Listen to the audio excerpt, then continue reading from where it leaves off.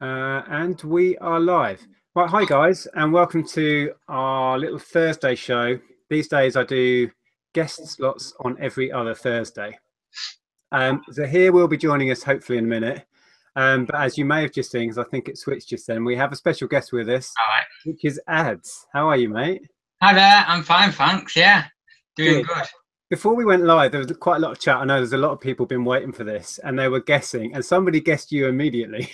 So, Yeah, I kind of did something in my Thursday talk show. I said at the end of it, I'll see you on Saturday or Sunday or something, and then I said, although I might see you earlier. So I had to do that though for a bit of a laugh. So that's cool. a few people guessed.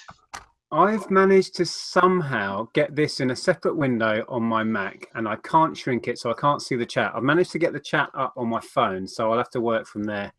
I honestly don't know how I've managed it. I can get my normal page up, but the Google Hangout screen that I'm looking at is on a completely different window. So we'll just have to carry on as it is. So he should be here soon. He's got the link, so he's going to drop in. Before we kick off, Adz, I'm just going to see who's in the chat and say a few quick hellos, if that's okay. Yeah, that's fine. I don't think I can see back to the beginning of the chat, so I don't know who was in first. Lots of people, Carol, Jason, they were all guessing who was going to be joining us. I did see Carol Vorderman and Mr. Blobby, and various other options. But like I say, somebody did guess it was Adz. I can't remember who. It might have been Adam. Was it Adam Kelsey? Yeah, maybe. Yeah, he was in my Thursday talk chat, so I imagine he'll have guessed that. Wow, my eyes are so bad. I can barely read the chat on my phone. Anyway, I'm happy to have you on. It's been a long time coming. I've been aware of your YouTube channel for well over a year, I guess. How long have you been doing that? I've been doing YouTube about 18, 19 months. Well, since September 2015, whatever that is, I kind of lose track. But I've been reselling for just over 2 years now. So yeah, it's crazy really how quick it goes. Yeah, and I'm pretty certain you'll be the youngest person I've had on as a guest. How old are you, if you don't mind me asking? Oh, you should know that. You should know 50 charity shops for my 21st. 25. Yeah, but not everyone knows, you see. Not everybody will watch your channel, but they may do after. No. Yeah, so you're 21 and you've been doing this full time for 2 years? Is that right? Well, the thing is, when I first started, when I watched you, it was immediately full-time mindset for me because I knew that that's what I wanted to do. It's kind of what I've been doing all my life since I was about 10. I've been online. I was really interested in eBay when my mum and dad had an account when I was younger. I started doing loads of different things when I was about 13, 14, just tons of different things online. Always been interested in making money online, and I could never really get the formula right. I didn't really know what I was doing because I was too inexperienced.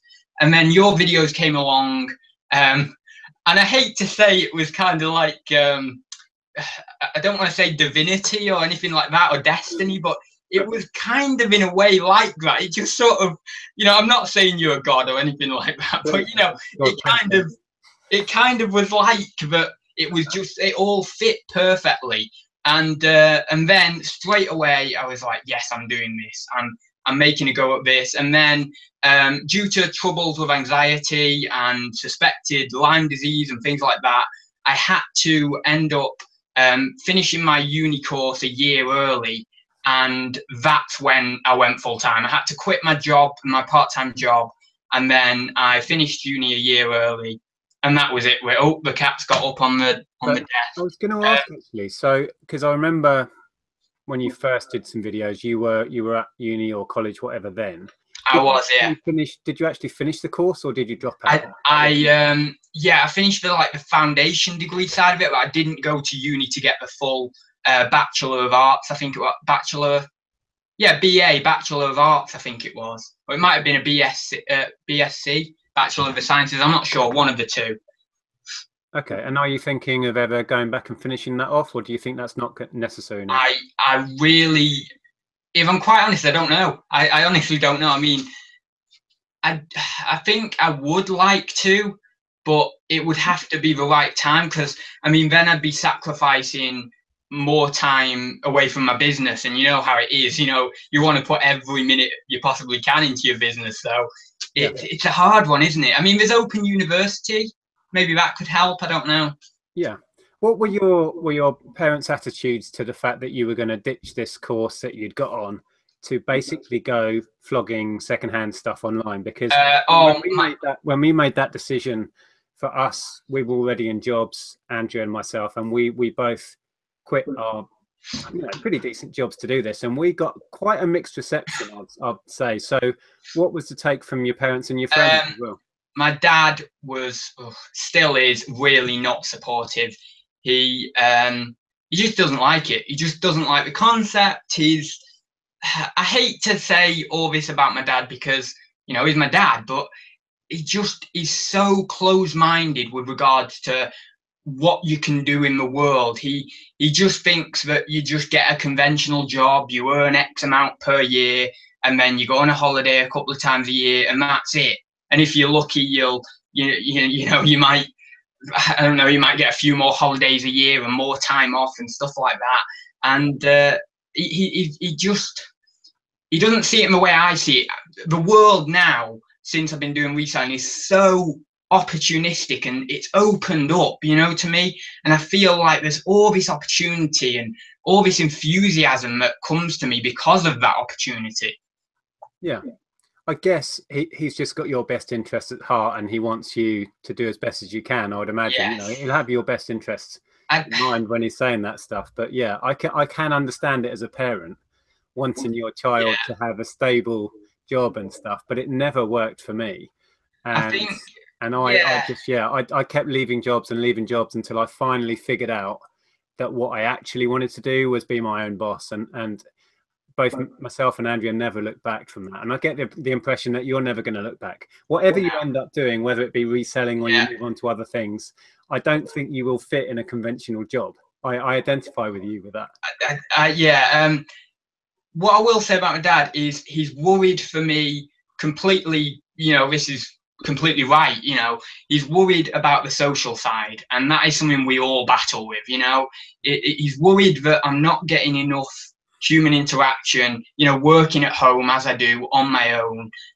He is worried about that side of it. So it's something I need to consider, and I'm actually going to start dedicating one day a week, even if it's only one day a week, to have a full day off. Because what I tend to do is, even if I have time off in the day, I still tend to do work for a few hours at least, you know, each day, 7 days a week.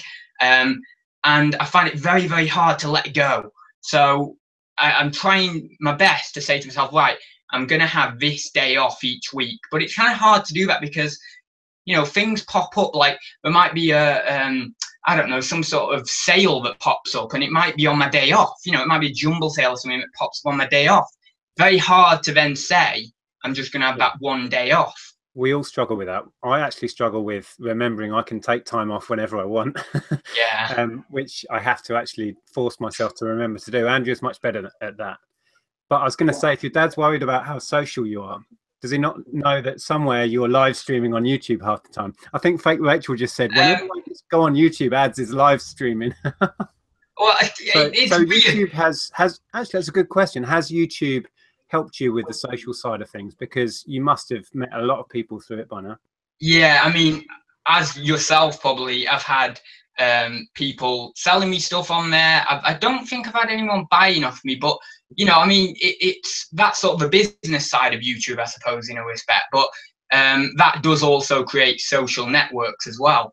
But yeah, certainly it's helped me massively being social, because you know, on a Thursday every week, it's Thursday Talks, and I love doing it.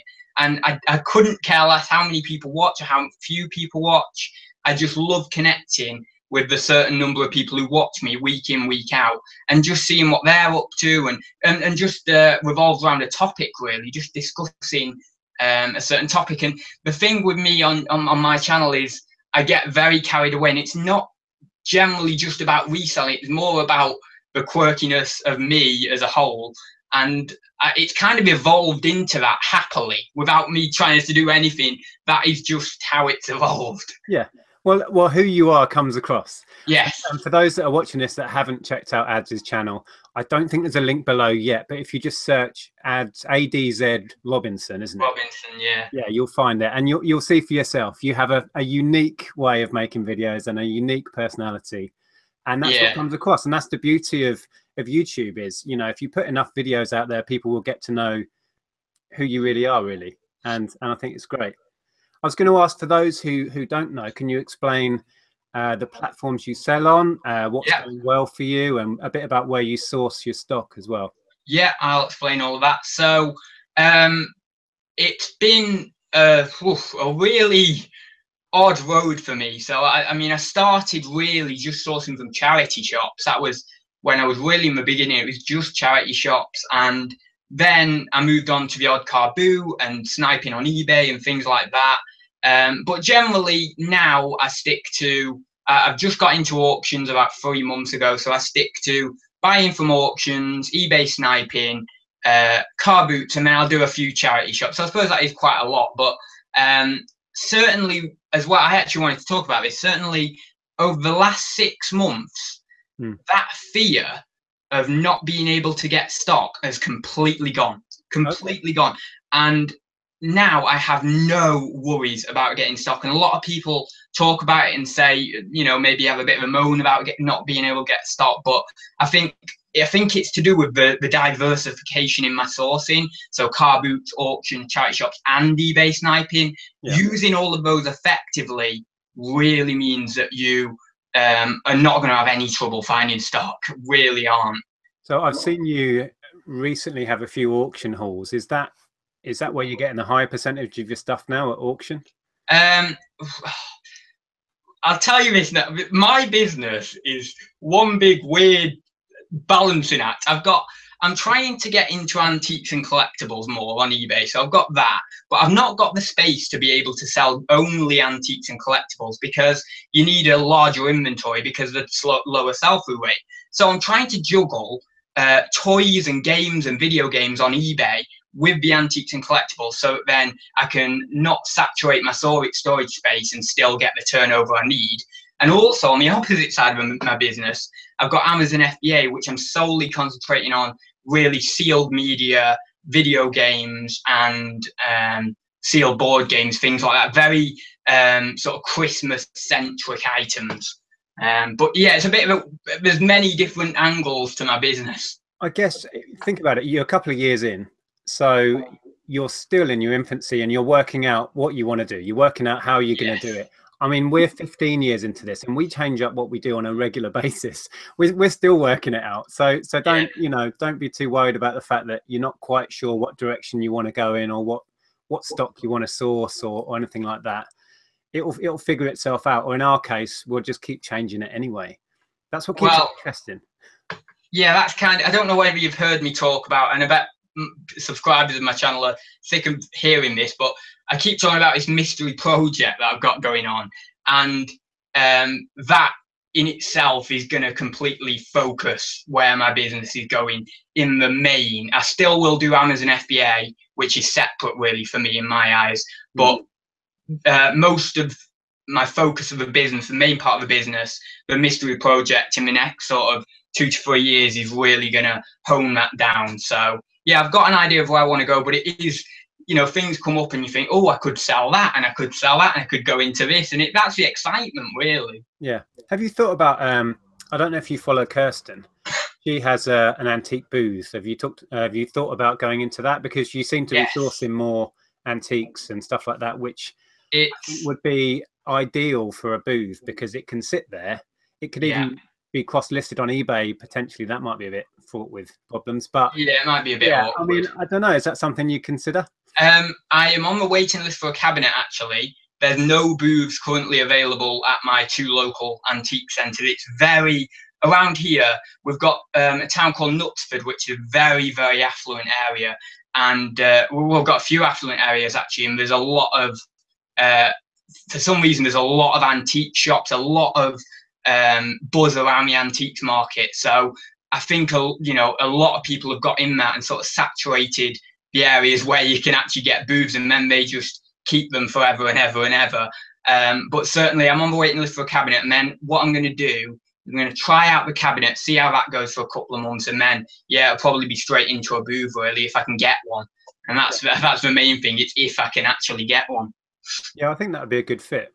Because, I mean, if you're buying job lots at auction, you'll soon realize we haven't done it for years, but there'll be a few key items in there that you're going to want to stick on eBay, and the rest of it, where you're going to sell that stuff on. Because the low value stuff isn't worth your time putting on eBay, and the risk of crockery getting smashed and all that when you send it. So if you've got a booth, you can just chuck all of that cheap stuff in there, and you can get into bigger furniture and that sort of stuff. So yeah, it's a potential avenue. I was just trying to follow the chat again and see what people are saying, but my eyesight seriously is so bad. 1 second, I've got YouTube. Oh, I've not got YouTube up. I can get it up quickly. Might have duplicate sound though if I get it up quickly. Okay.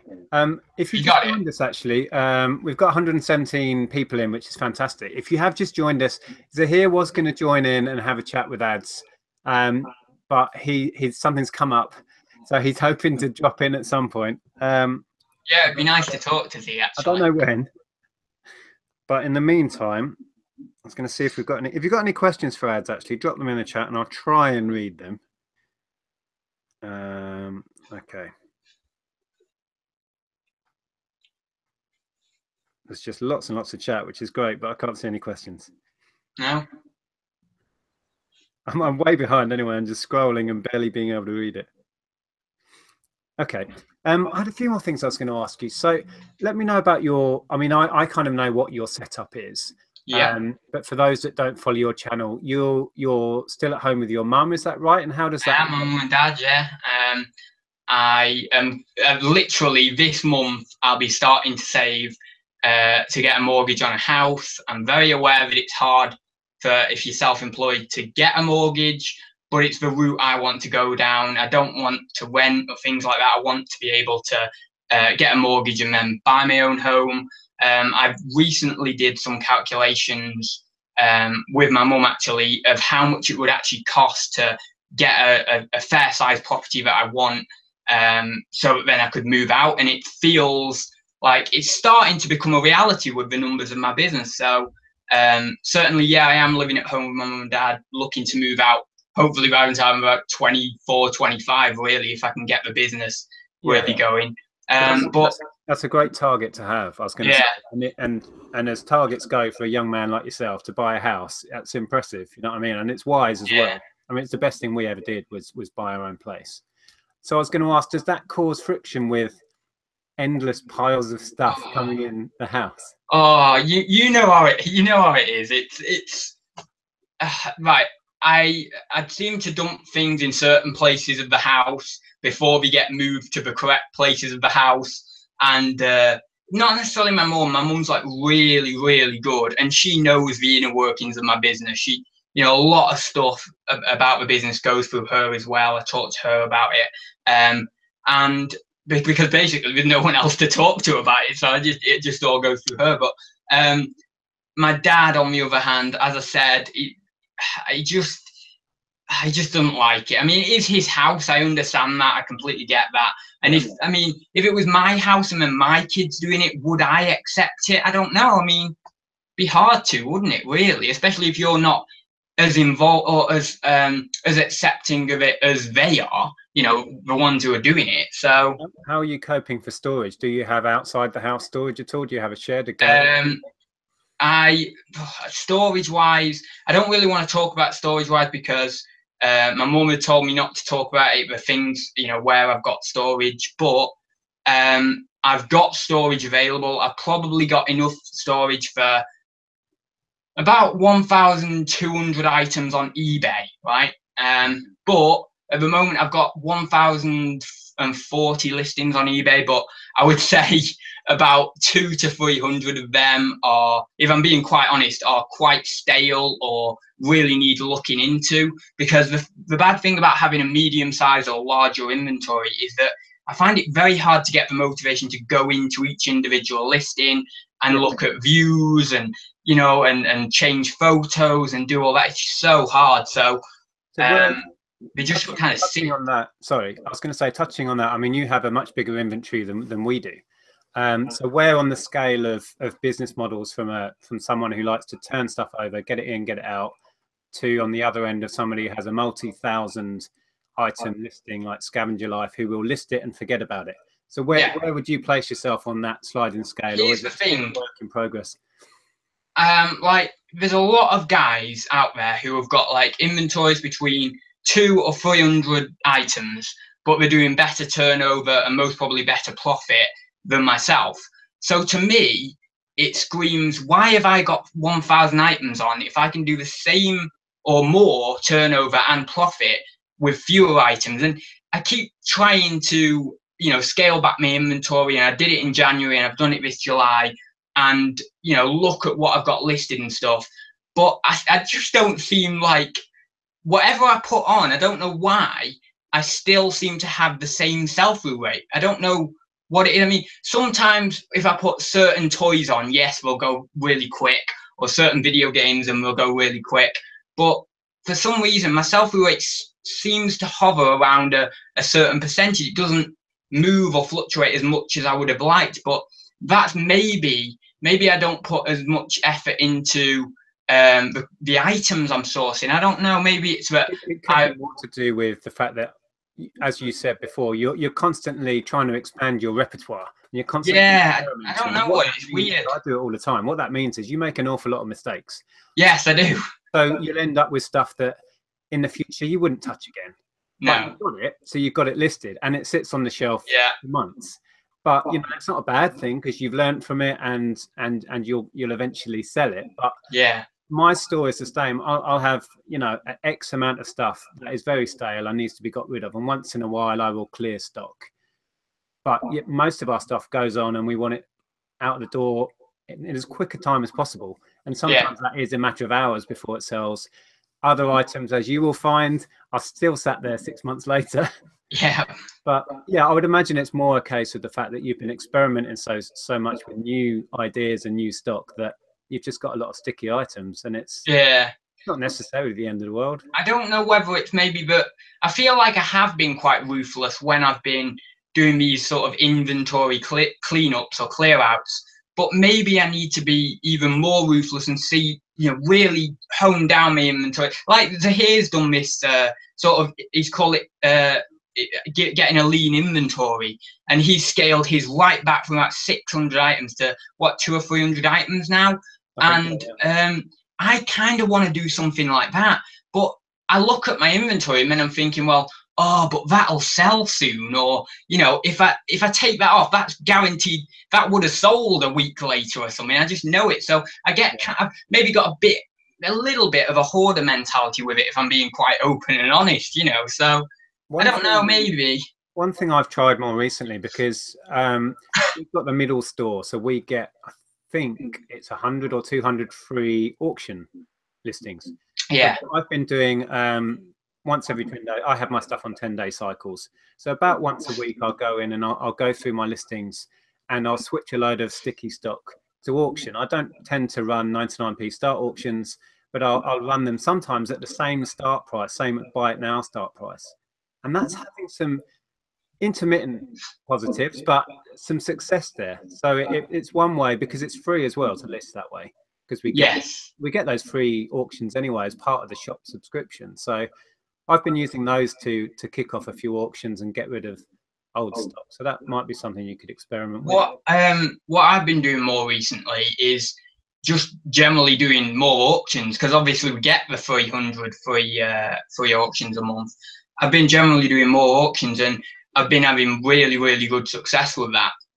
And obviously that means that turnover is quicker and stuff. And especially as I'm starting to get to that sort of almost critical space level, I kind of like doing that, because it means that I know I'm going to get that turnover. It's not guaranteed, because things can not get bids and stuff, but it's kind of semi-guaranteed in a way. Exactly. Sorry, I was distracted by the chat, which I'm. Oh, that's all right. I was still struggling to read. If you just joined us, as I said before, Zahir, I think he's still going to join us. I could try phoning him in a bit and see what he's up to. But until then, we'll just keep rambling. So you touched on Amazon earlier. You Yes. said that you're concentrating on fourth quarter. So Yes. when are you thinking of sending up? Because I'm doing a very similar thing this year. I used to. I'll just explain how I used to do it. Throughout the year, I'd buy up stock. Quite a lot of it I'd send up when I bought it, but I would price it using historical pricings at On Camel. yeah, I'd price it at the peak that I thought I could get for Christmas. Have we got an echo going on? Is that me? I don't know. Let me move my mic. I can't hear anything. I think we're okay. But yeah, so I used to send it up when I got it. These days, I've been hoarding it more because we get the monthly storage fees now. So it just seems a bit daft to send something up in the middle of summer that I'm hoping to sell in December and just incur storage fees when it could sit here for free. So is that similar to what your thoughts? Yeah, it is. I mean, that's kind of somewhat what I did last year on a very small scale. I think I had about 4 boxes going off last year. I usually do it like sort of September, October.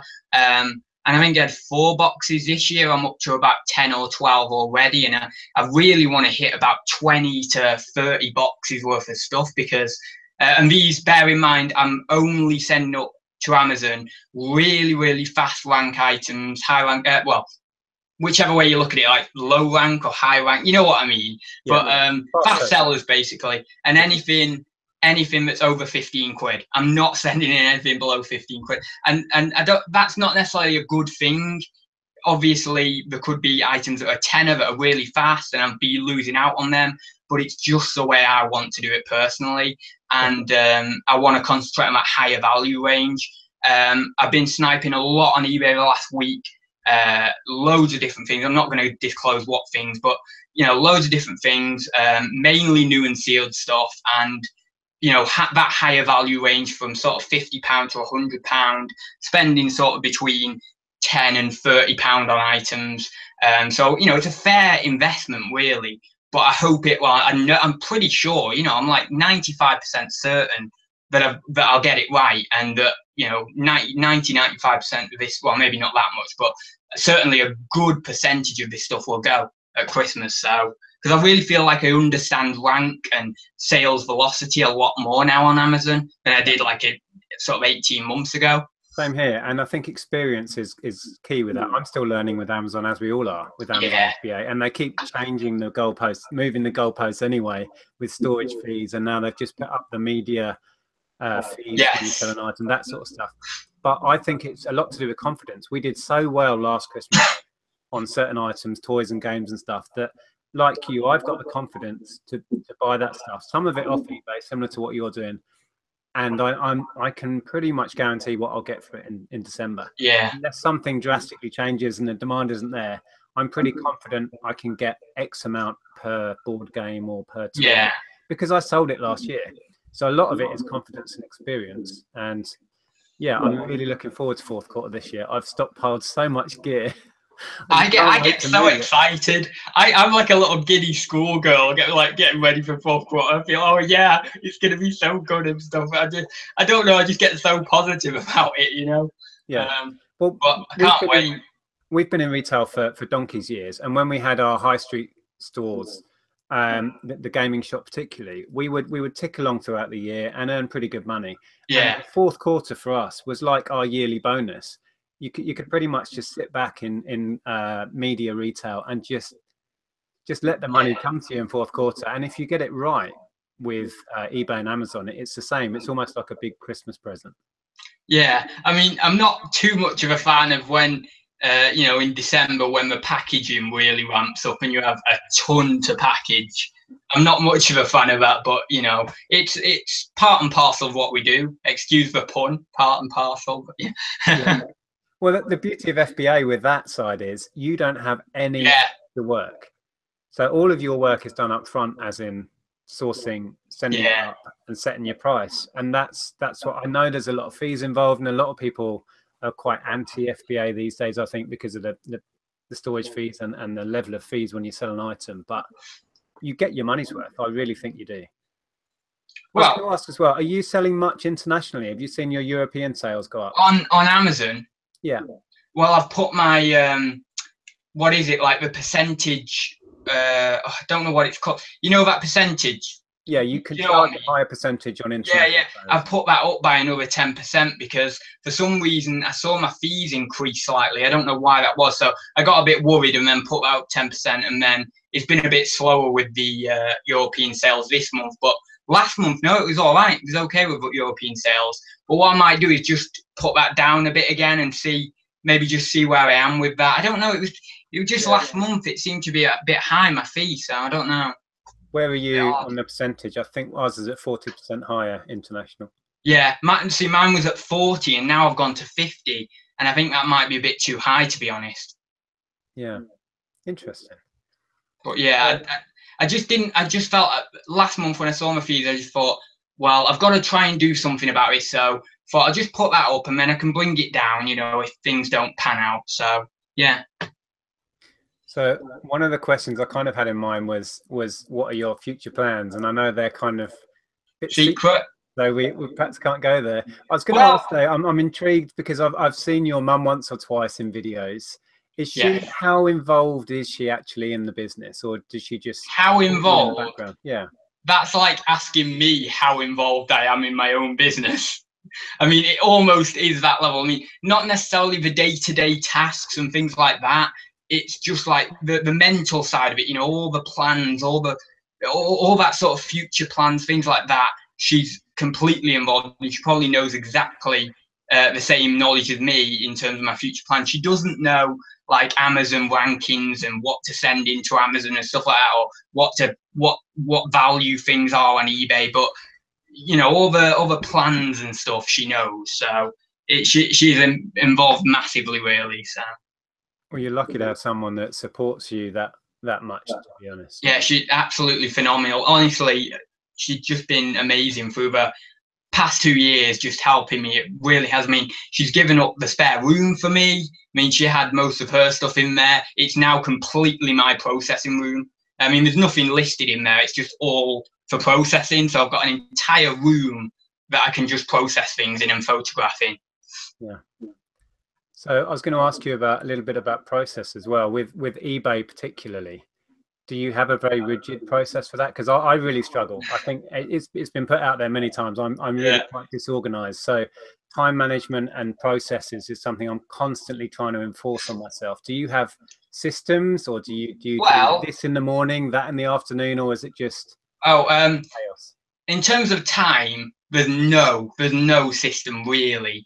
I mean, well, I say that I'm a person who loves routine. So I mean, I'll do something at a set time every day. And if I don't do it, I'll get a bit, you know, stressy because I think, well, I've not done it, and I always do that. So in one respect, yes, there is processes. So every day at about sort of 11ish, maybe just gone 11ish, I'll take my post, and that's every day. And not every day, because Sunday sometimes I don't do it, but pretty much every day I'll do my post and I'll do my wrapping and stuff. And then, for example, with processing, I like to do my photos around tea time, you know, 5:30, 6 o'clock, that sort of area. But in terms of a physical process, that's what I tried to do in that room. I have 2 tables in there. That are processing tables, and then there's one processing table, one photography table. And the idea was that things come into the room and then they go under the processing table, and then when I want to process them, they go on top of the processing table. Nice. Then that means that my photo area doesn't get used for processing and doesn't get dirty or knifed up or anything in the process if I'm using a knife. So then it goes. Can I predict what actually happens? Yes, you can. Stuff ends up everywhere, like this. Yeah. Stuff ends up on the processing table, just lingering there, and then gets piled up even more. Stuff ends up all over the floor, so much so I can't get my photography like in the correct place because I have to move them out into the correct place. And it means I can't photo, and it completely seizes it up, and then you don't want to go in the room, and then an hour later you think I've got to get some work done, and then you have to go in and just try and do what you can. Yeah, tidy up or work around your own mess. That's my life. Yeah. The only person I've ever seen really crack that is Steve. It's Steve, isn't it? Hicksy. Steve Hicksy is. I think he is quite, you know, self-confessed, quite OCD about stuff, but his office is amazing. And I spoke to him not long ago, and he's like 100% listed. Everything he's got is listed. I need to quickly dip in the chat because Electronic Firing Squad has possible? Hang on. Electronic Firing Squad has super chatted us $5 towards some proper ads-like wardrobe. Come on, Nick. We deserve a smart-dressed tat lord. No, sorry, I have to say I didn't like contact Nick before the chat to say I was dressing up or anything. So I should have done. I did think of it, but I just thought, oh no, I won't for some reason. I think I'd freak people out if I came on in a smart shirt and a bow tie. I think once I did a video in a shirt. I'll do it again sometime. You did? No, you did your really early videos. You did in that shirt, didn't you?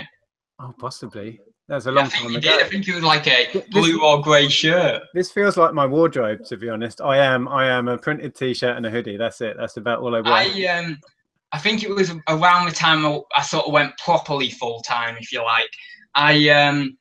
I said to myself, right, every day I'm working, I'm wearing a shirt, because then I feel like that mentality would get into me. Right, I'm in a shirt, I'm working. Now I just wear a shirt all the time, and then that makes me work all the time. So I kind of just there's no barrier. Maybe I need to not wear a shirt on certain days, so then I feel like I can have a day off. I don't know. Yeah, no, it's funny. I was going to ask you about experimenting a bit with selling platforms, which is something I'm going to try and force myself to do. I was chatting to somebody on the Tat Chat group, which I don't know if you're in yet, or whether you. I am. Yeah, I am. Just joined tonight. Fantastic. I was chatting with somebody on there. I can't remember. Really sorry. I don't have the window open, and I can't get out of this window that I'm in still. But I was having a chat with somebody who's doing really well on Spock. I think he said he sold 12 items in a day on there that were going slowly on eBay. Yeah. And I was like, well, that just speaks for itself. So I'm going to experiment with that. And also really give another go to Facebook. So have you tried either of those? And I did. I had a few sticky Disney plushies, sort of just the generic ones, Mickey Mouse, that sort of stuff. I only probably paid £1 for them or something at a charity shop. And I thought, well, if I can get a little bit back for them on a Facebook group, a little bit of profit, ship them out, that's great. And I went on like the biggest Disney selling group or whatever. And I put them on there, and then I put them on another group, and then I did it the next day as well, or a few days later, I don't know. But I didn't have like any comments or anything. I don't know whether it was that they were just too generic and not what they were looking for. But I mean, some of these groups have thousands of members, so I don't know. Maybe I need to be more persistent with it, or find new groups, or I don't know. The actual marketplace. You know? No, I mean, I've looked. I keep scrolling through it to buy on there. I've never bought anything on there, but I just scroll through just at night sometimes. Yeah, I've actually had some success now buying on there. Yeah, a few consoles and stuff like that. But actually, it looks like I might have some success with like you were saying, a specific group. I'm shifting a load of stuff, and somebody again in the Tat Chat group recommended I put a load of crafting gear I've got on a crafting group, which makes perfect sense. But I hadn't even thought about it. And a certain lady whose name passes me, I can't think of it. She recommended I join a certain group where people buy and sell craft stuff, and that instantly has got a load of interest. So it's certainly an avenue that works. And the big bonus of that, of course, is there's no fees. So, yeah. That is an attractive quality, really. Exactly.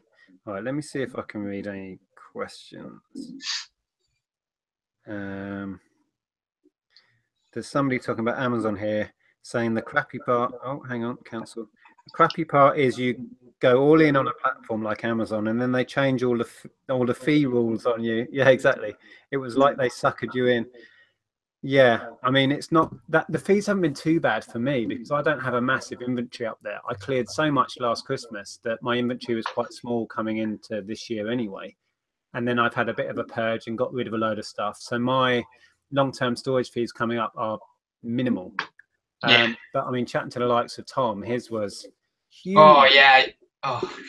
So have you seen what your long-term storage fee might be? Do you know what that is? It was like 253 or 254, so it was quite high. But then I managed to slash prices and stuff like that, and I got it significantly less.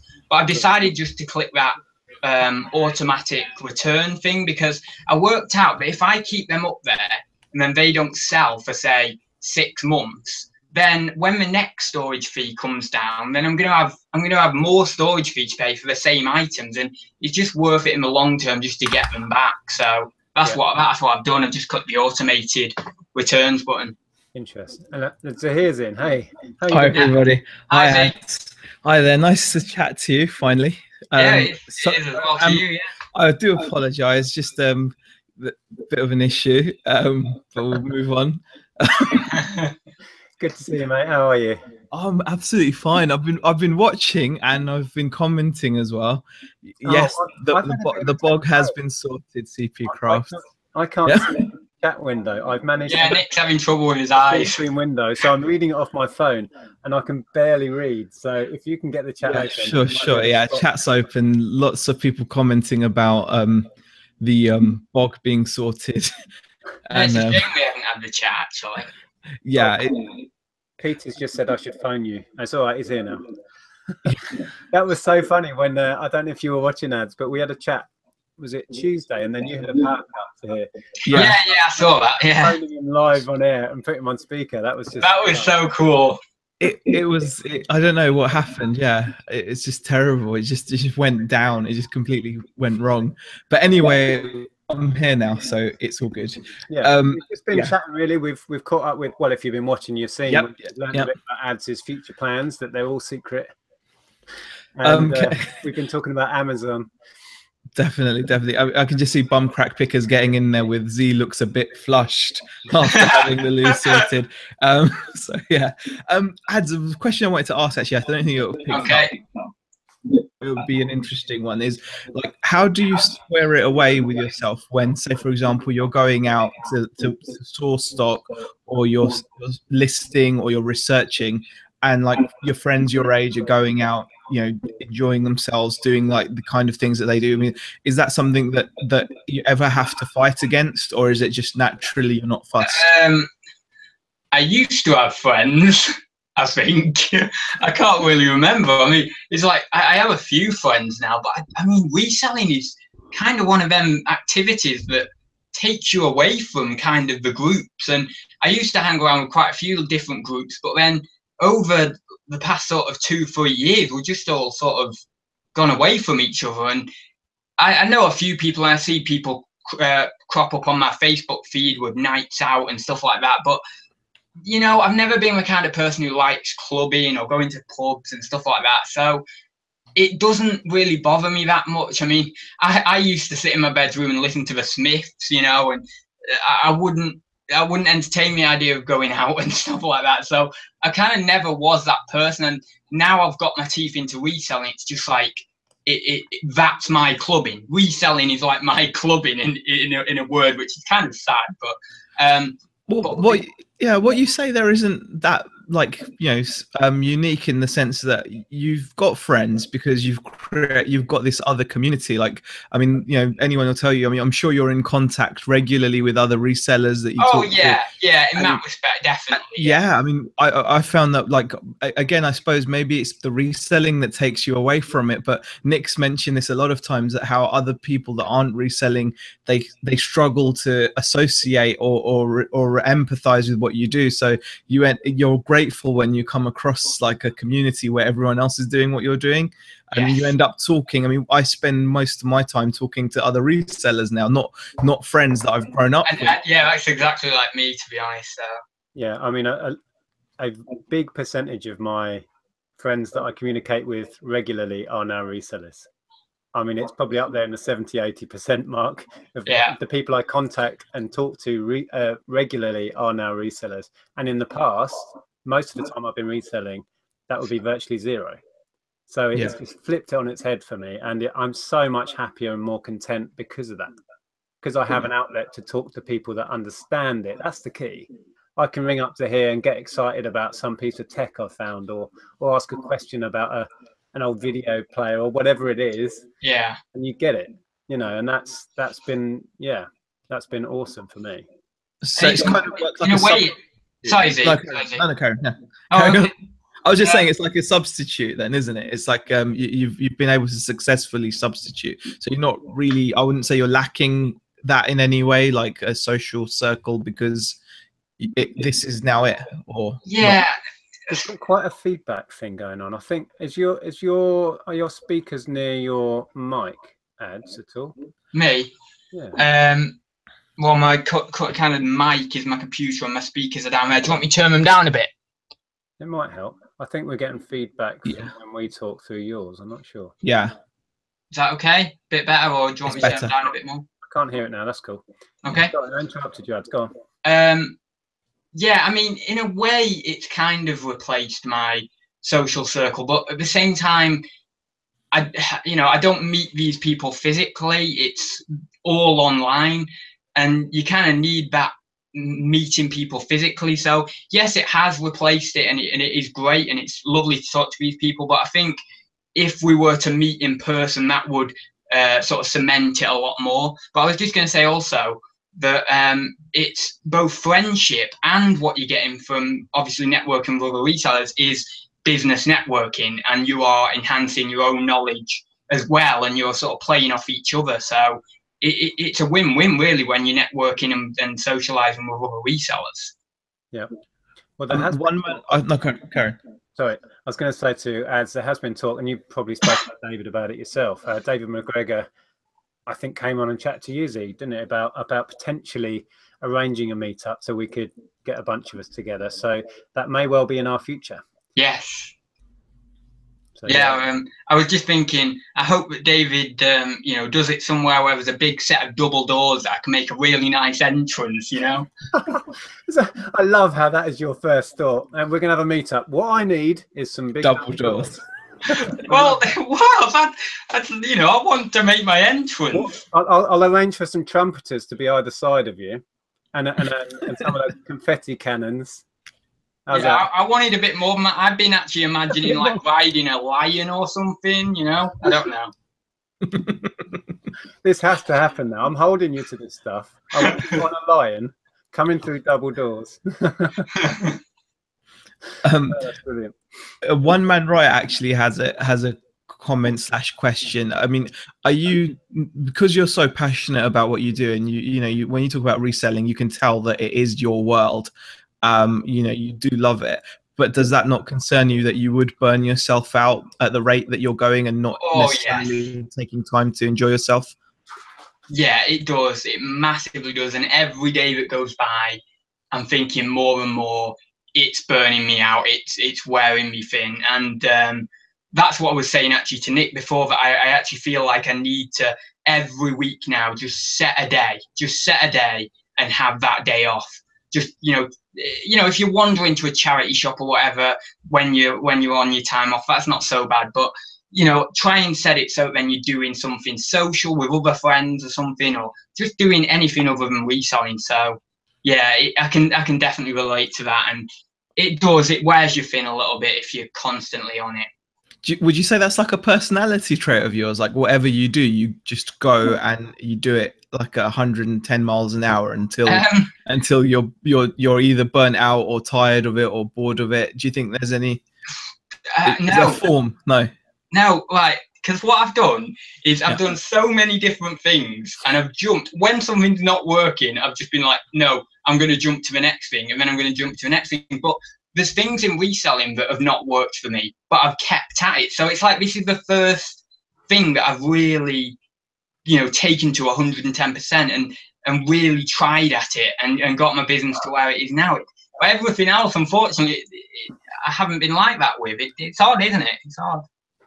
I've got to say that resonates a little bit, because previously when I've been employed, I've struggled as well to keep my motivation up, and I've ended up hopping from job to job, and this is the first job that I've done which I don't have to worry about that. So again, that's something that resonates with me. I think I think Nick can also concur with that. I think definitely it's something that you had as well, where you never felt satisfied fully doing. I could never.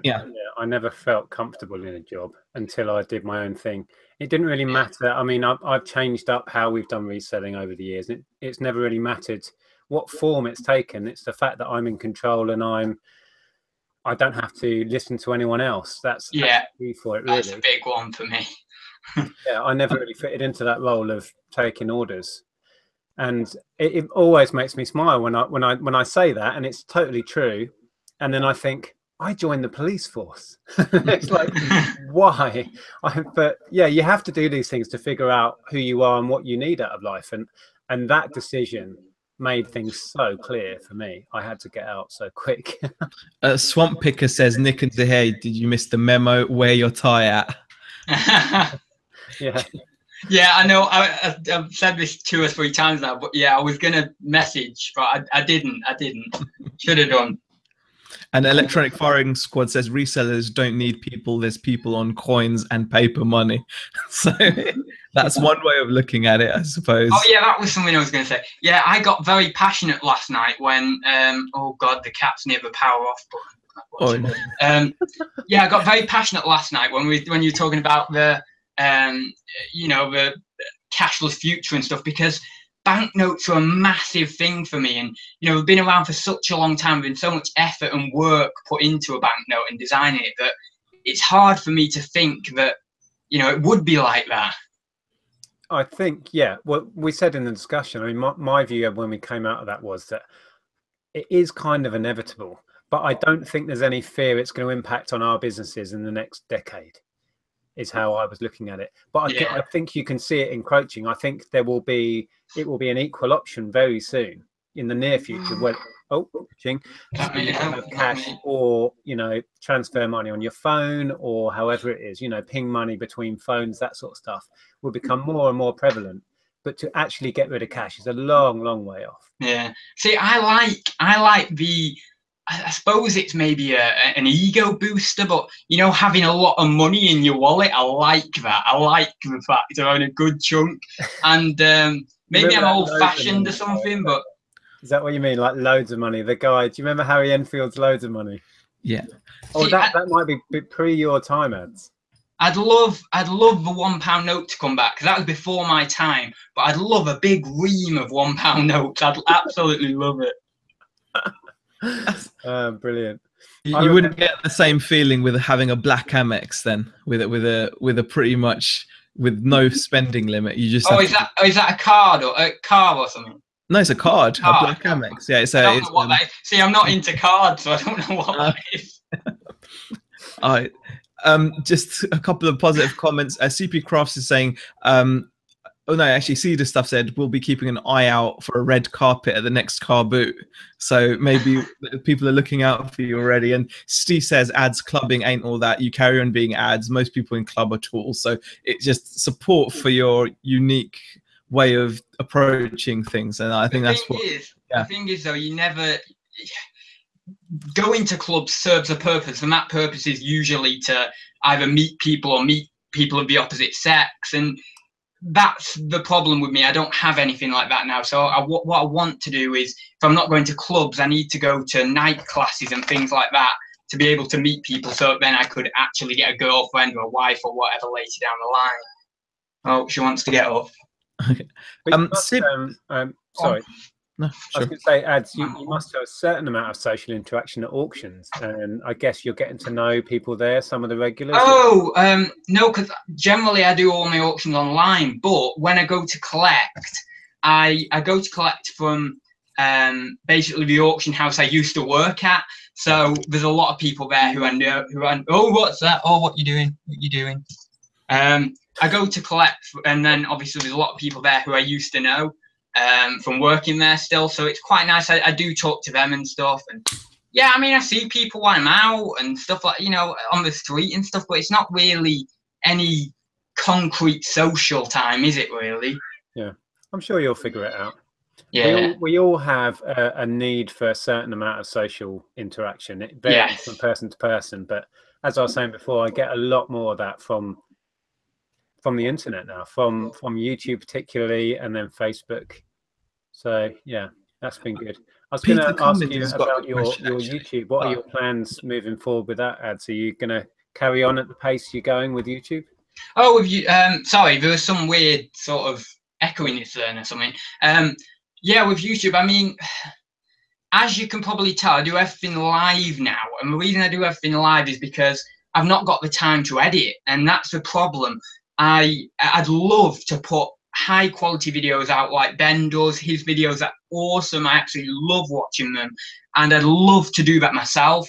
But the thing is, the time it would take up, I just can't afford to do that. But saying that, I am going to continue with the reseller comedy shorts once every now and then. And that they are going to be of better quality, and hopefully will get better in quality every time I do them. So they're still going to remain, and I'm still going to do them, and they're still going to be of high quality. But unfortunately, a lot of my other videos are just going to be live chats, you know, showing the haul. That's it, basically. Yeah, but they work fine. And I don't know if you called it, but I experimented with the live on mobile thing earlier. I used to do that. Yeah, it's amazing. Because it's then portable and you can wander around live stream. There's no editing. It's uploaded instantly to YouTube. Yeah. The thing is, I found when I was walking around the house, it might just be my internet, but the connection just goes. So I don't know, maybe your internet's better. I don't know, maybe it'll work for you, but it just, when I was walking around the house, I did a couple of videos actually on it, a couple of Thursday Talks episodes, and it just cut out and then I had to restart again. But I don't know. Might have fixed it. So that might have been YouTube itself, but I don't think so. I think it was my connection. Yeah, I think this was streaming through Wi-Fi, so it's fine. I mean, this is streaming through Wi-Fi now on here. Yeah. So. There was a question with Peter Cummins I wanted to actually get in. Yeah. He had quite a good question saying, do you think you'll get to a point where you're a bit more relaxed? Like, is there a specific goal maybe that you want to achieve that can make you relax a bit more? Yes, when you make the goal, once you've made that goal, yeah. Yeah, the specific goals I've got. First one is to try and get to 30,000 net profit in a year, so then I can take that out of the business, or take most of that out of the business. Second goal is to get to £50,000 net profit out, within the business. Third goal is to get a house of my own. Fourth goal is to invest in another property myself. Fifth goal is to get some sort of emporium or warehouse that would encapsulate everything in my personality in some sort of store layout. So yeah, but that's not revealing my mystery projects. That's just some other ideas I've got. So once you've done all of that, you feel you're going to be able to oh no, sorry, no, my right. That's like my by the time I'm sort of 50, I'd want all that under my belt. But I mean, I'd be happy with 30k and a daughter and a wife. I'm happy with that, and a house of my own. That's what I'm happy at. And then you'll relax. What would you have a son? Will it be all wrong? But yeah, but that's extras that I really do want to achieve, and I will do. But you've got to do it in steps. I look at everything in life in step by step. So I'm getting to that first goal first, and then I'll start reaching my next one. In all seriousness, I mean, that's quite impressive to have thought that far ahead. But you are absolutely right. It's great to have targets, but you do have to do the little steps. Yeah. What's the phrase? Journey of 1,000 miles starts with a single step. Yeah. And you have to sort out all the hundreds and hundreds of little things that add up to bigger and bigger steps to get there. But it is. I know I've looked into some of the stuff of setting up a shop or an emporium of that sort of nature, and there's so much, so much, all these little things that you don't even consider that you have to consider. So yeah, it's easier. It's easy for me to say, but I'll really prove to people I can do it when I actually do it. So yeah, but it is easy for me to say. Yeah, once you start getting into renting properties and business rates and overheads, we've been there so many times. Yeah. If you don't get it right, you rapidly drown in expenses, which is where we were about a year ago, just drowning in expenses. So we got out. That's why I don't want two of these bigger projects on the go at like the same time. I don't want to start them both at the same time. I need to work it out year by year and think, right, if I do this, then that'll give me the capital to do this. And then once I've done that, that'll give me more capital. So within 5 years, I can do that. and then I'm where I am, you know. So I've got to try and it's just a long-term plan that I've got, really, and it's going to take pretty much all my life, or almost all my life, to do it.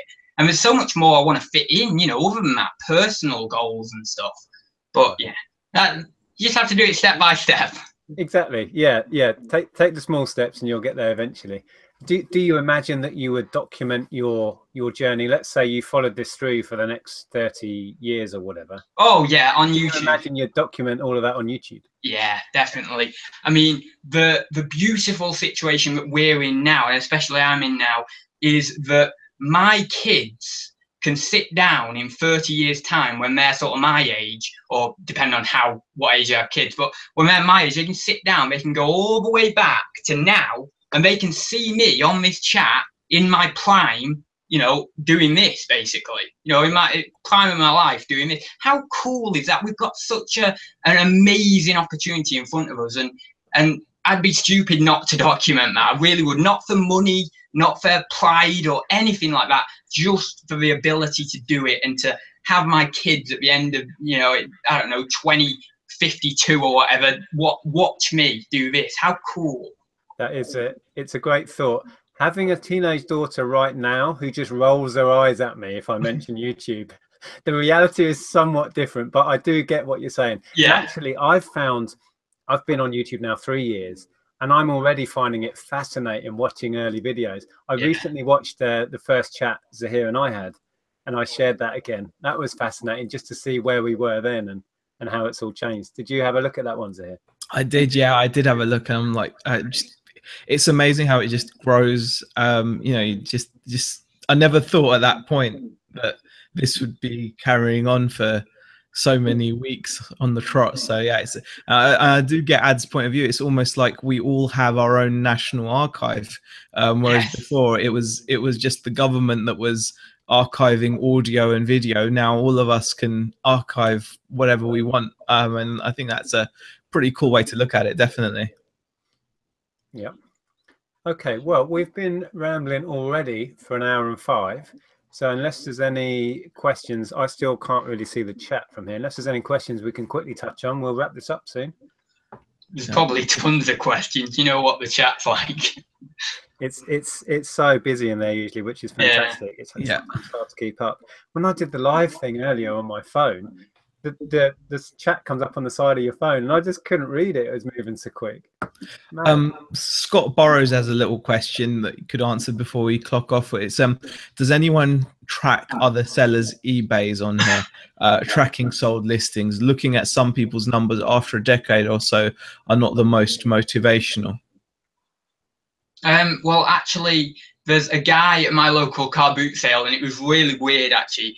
I had seen his face, you know, he's a regular wheat seller at the car boot, and I'd seen his face before, and I'd just sort of like, you know, do as you do, just quickly say hi or whatever. But he came up to me this one time and he said, you're that guy who has that store on eBay, and then he said the name of my store or whatever, or something that made me realize he was talking about my store. And he then said, well, yeah, I'm the one X store or whatever. So obviously he had actually really analyzed his competition. He knew that I was his local competition, and he had actually taken that step to go in and do that. And at that moment, I didn't feel vulnerable or anything like that, but I felt like I wasn't doing my job properly because he had done that, yet I hadn't. And maybe I should have been doing that, tracking my local competition and stuff. But, you know, what's it going to do, really? I mean, is it that much of a big thing? I don't know. I'm not really sure how relative that would be to your situation anyway. I mean, unless you're going to try and use it to motivate yourself, like whoever that was that commented, I'm not sure what help it is comparing yourself to someone else. Yeah, I don't know. I can't see it. You can see some benefits. So, for example, just seeing what people sell, you know, you can obviously research and see what works for them.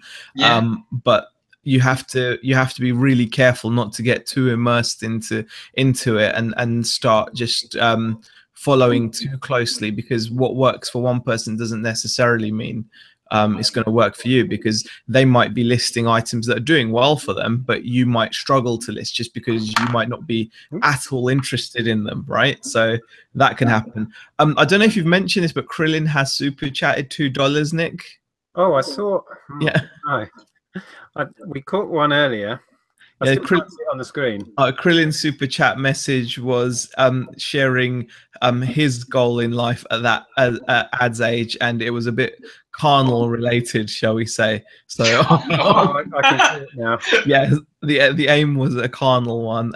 So we'll leave it at that. Yes. Yeah, appreciate that, Krillin. Yeah, at 21, I was just trying to think what I was doing at 21. I spent the summer in America working on a camp, like kids camp, meeting lots of American ladies. Kevin Rosen says the chat was cringeworthy. That chat was cringeworthy. Z was talking so fast. I imagine that was the first chat, because I do have a habit. The more nervous I get, the faster I talk. Oh my God. Definitely. I think I struggled to get many words in that chat. I think I was just like talking, like, yeah. It's weird that way to be nervous. Most people clam up. I'm like, I get verbal diarrhea. Karen Fisher says, I'm 37. Nothing in my life has gone to plan. Just go with the flow. That's how most people feel, I think. Yeah, it's best laid plans of mice and men, all that sort of stuff, you know. Yeah. Never get things down to a T. Regarding plans, I think it's great to have something to aim at and feel like you're heading somewhere. But just be aware that plans are not set in stone. And if you veer off somewhere else, that's absolutely fine. I mean, that's all we've ever done. Our sort of path has just gone, we've followed what we've enjoyed, really, and what worked. So you may find you'll veer off in a different direction you didn't expect. Who knows? I just hope that whatever I do, you know, I enjoy it at the end of the day, and it makes me enough money, you know. Absolutely. Win-win. Okay, well, shall we wrap this up there, guys? Yeah. Yeah. 150 people watching. So wow. Thank you everyone that's watching. Smash the like button if you enjoyed it. By looks of the chat, I think a lot of people have enjoyed themselves in there today. I'm sorry I didn't manage to get in the chat and cope with that for most of the chat. So apologies. And thanks if you did join in. Thanks for watching. I'm glad you managed to make it for about half of the chats are here. Appreciate that. Sorry about that, guys. The chat have definitely entertained themselves, definitely by looks of it. So I'm not sure if that's good. Oh, I can hear that echo again. And thanks for popping in, Adz. Really appreciate that. Hope you enjoyed it. Yeah, it's fine. I really enjoyed it. Good stuff. Okay, well, we'll leave you all there to get on with your Thursday evenings. I'll be watching you tomorrow night, Zahir, at, I always forget this, 7 o'clock. 7 o'clock, yeah. And until then, we'll see you soon. Cheers. See you soon. Oh, I've got to press the button. I was just sitting at the screen.